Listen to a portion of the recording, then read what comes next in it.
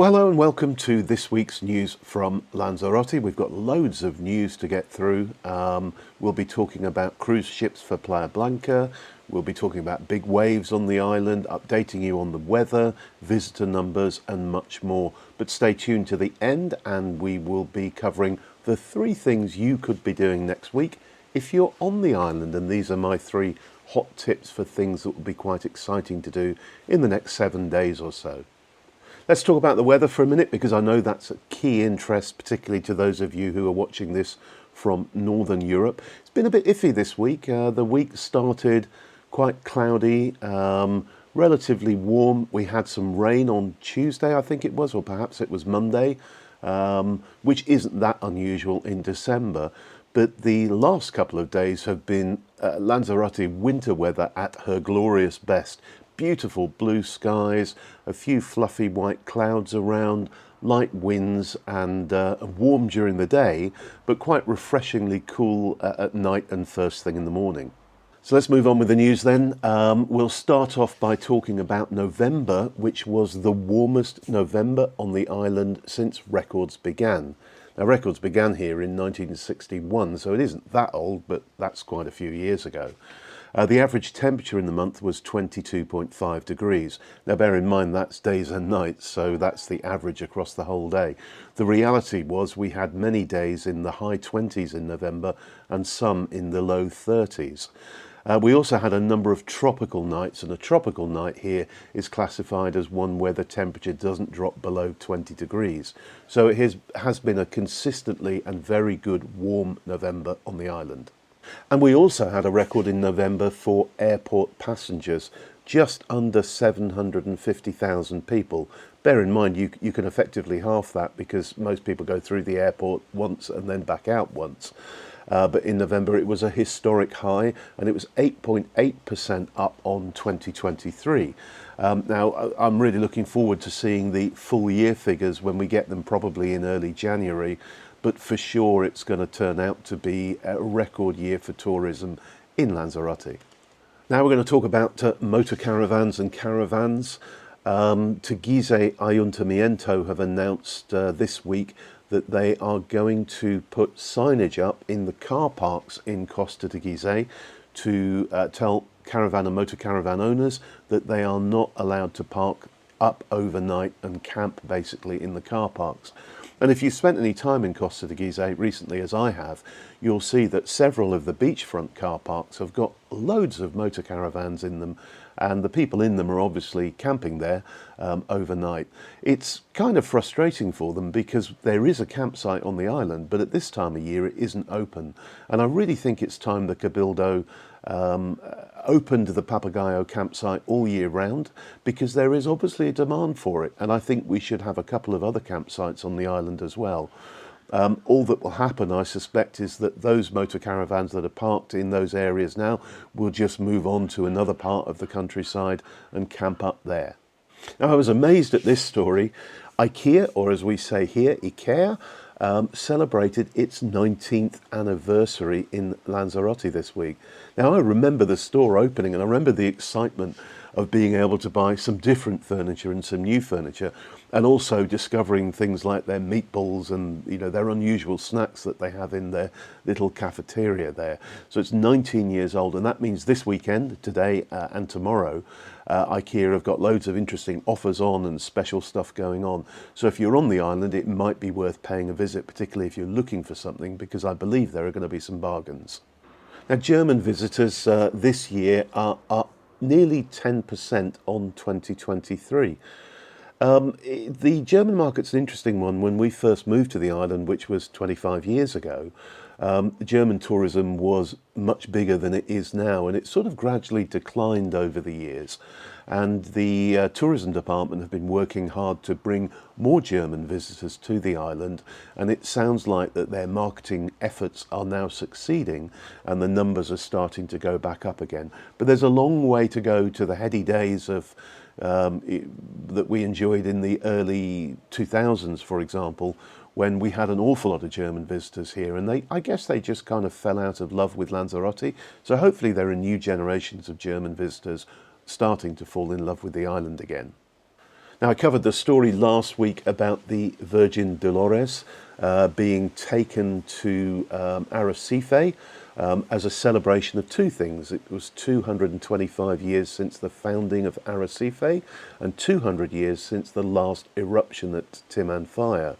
The Virgin Dolores, the effigy of her, was carried in a glass case to Arrecife a week ago, and this week she's been returned to her home church, which is the little church in Mancha Blanca, and several thousand people joined that to see the Virgin being taken back to her rightful place in Mancha Blanca. Now, we seem to have been talking about the new holiday letting law for forever. It's been announced this week that the law is still going through the Canarian Parliament, but it is expected to become law in early 2025. And this is seeking to regularise the privately owned letting of apartments and villas on the island. I was a bit disappointed that the PSOE, or the PSOE, which are the Socialist Party here, proposed an amendment to it which was suggesting that a body be created to monitor illegal letting on the islands via various different web platforms. So that would include our own Airbnb, Booking.com and so on. The idea being that they would look at properties advertised on those platforms, see if they had a license to be letting legally, and if not, inform the platform that the advert should be taken down. Unfortunately, that amendment didn't go through, so that isn't going to be part of it. I think part of the reasoning behind that is that the Parliament are looking to put control of letting accommodation back in the hands of the town halls or ayuntamientos. One staggering stat that came out in that press release was the increase in the number of beds in the private letting sector over the last 9 years. In 2015, across all of the Canary Islands, there were 58,000 beds being offered in apartments and villas for private letting. So 58,000 in 2015. Now in 2024, we have 241,000 beds across the Canaries being offered in that sector. It has been a massive increase in a relatively short space of time. Now, AEMET, our weather agency, issued a coastal warning for big waves this week. This was on Tuesday, and they said the waves could be up to 5 metres tall, and they were spectacular. I drove past Arieta, and you could see them crashing against the cliff sort of on that walk pathway to Charco del Palo. And there was also some really interesting footage of one of the ferries for La Graciosa departing Ursula and trying to ride its way out of the waves. So that was quite scary. That's all calmed down now, and those big waves have disappeared, fortunately. Now, just a reminder here, if you haven't already, please subscribe to our channel if you enjoy these videos. And if you like this one, please give us a like. We appreciate every like. And also to let you know that I read all of the comments. And if you have any questions, put them in a comment below, and I will be more than happy to answer them for you. Now, I said at the top we were going to talk about cruise ships for Playa Blanca. And as you probably know, if you're a regular viewer of this channel, Playa Blanca are quite interested in getting small boutique cruise ships into the port, since they extended it so that both ferries, the Fred Olsen and the Armas ferries, can both dock at the same time. There is a section of the harbour wall there where small cruise ships can actually dock, and Playa Blanca are very keen to get these small cruise ships in. A study was commissioned by Puertos Canarias, who are the people responsible for cruise ships visiting the islands, and they've concluded that it is very feasible to get these small boutique cruise ships in. So they are now going to work on convincing the owners of these luxury small cruise ships to start docking in Playa Blanca.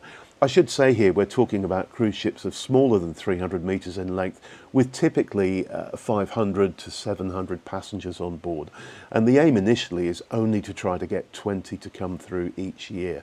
This certainly is not going to happen in the short term, cruise lines tend to book their itineraries out years ahead. So if and when it does happen, I think we're probably 2 or 3 years away from seeing the first cruise ship dock in Playa Blanca. Lovely story this week. A couple of pelicans were spotted by locals in La Graciosa.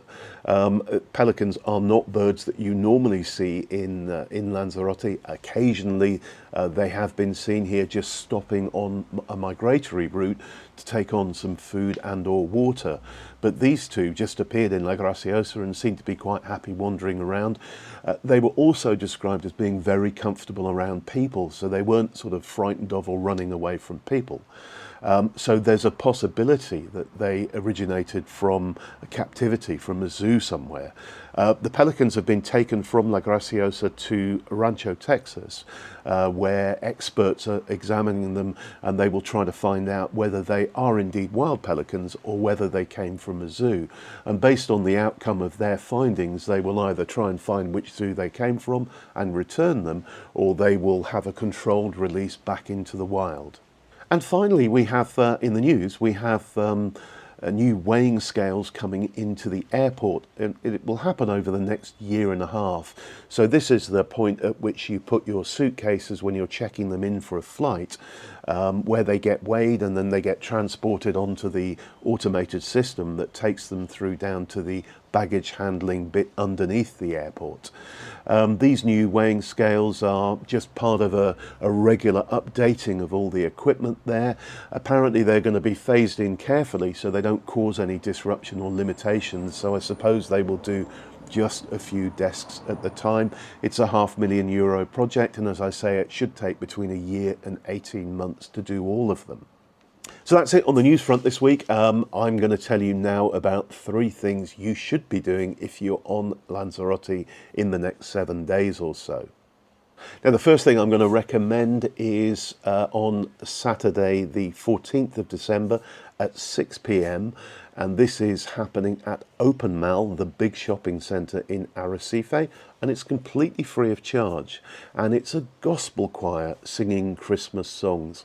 And there are few things in life more stirring than a really good gospel choir going for it and belting songs out. So I'm certainly going to make an effort to be there, and if you're on the island, you should go too. So just to recap, Saturday the 14th of December, 6 p.m. at Open Mall in Arrecife. And next I would recommend on Wednesday the 18th that you go to the market at Marina Rubicon in Playa Blanca. This is a much more gentle market than the super big, super busy one in Teguise every Sunday. It's just a pleasant place to have a wander around in the sunshine. And of course, there are so many fabulous eateries and places there where you can get a coffee or a glass of beer or a glass of wine.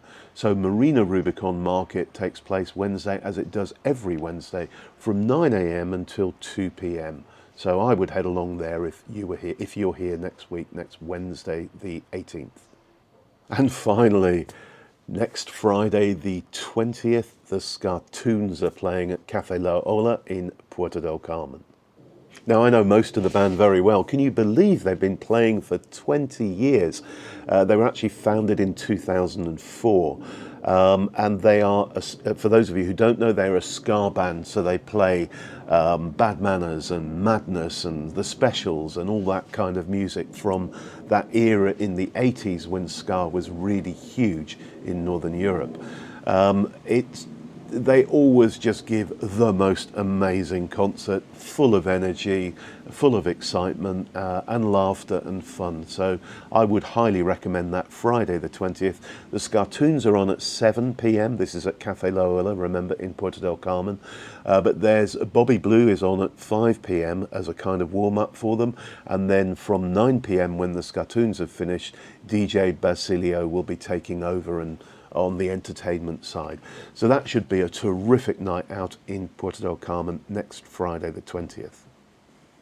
Well, that's it for this week. As I've said before, thank you so much for watching these videos. We really, really do appreciate every single view we get. If you have friends who you think might be interested, please share the link to our channel with them. We'll be back at the same time next week with the news. It goes out onto the channel on Saturday morning. Thanks once again, everyone, and bye for now.